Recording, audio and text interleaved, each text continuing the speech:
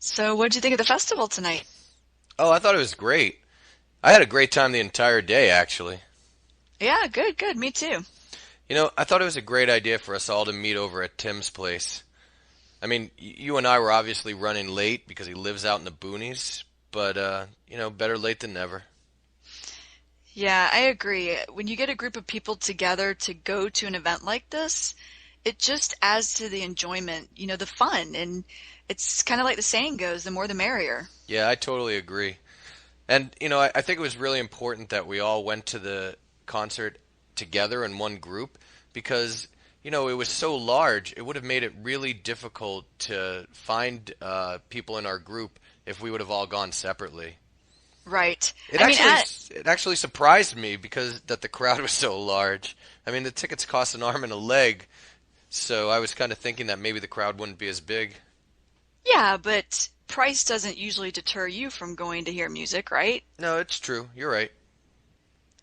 But speaking of us staying together, it just was making me think of the crowds, and I just didn't think that in general the festival was laid out that well. Well, there were four different stages. No, there were six. Oh, there were six stages? Yeah, See, we only went to two of them, I know. but the stages were kind of far apart. And you know what the most impractical design was?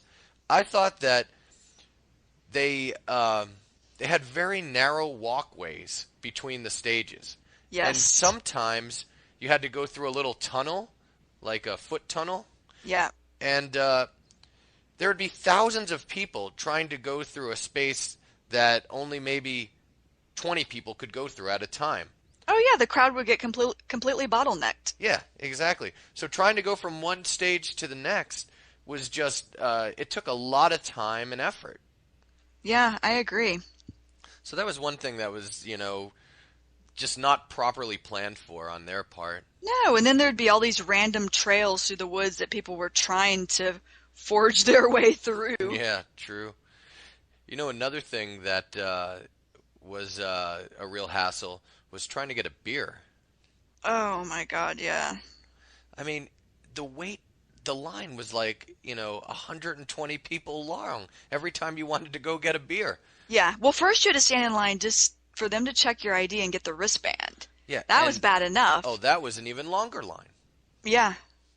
I Yeah, mean, once you had the wristband, though, then it was battling the lines just to get a beer each time. Yeah, it was ridiculous. yeah, and if you wanted to go get a beer while the band was playing, you basically had to decide whether you wanted to see the music Yep. or you really wanted a beer. Which was more important to you? You had to make a Right. choice. Yeah. Make a list of pros and cons.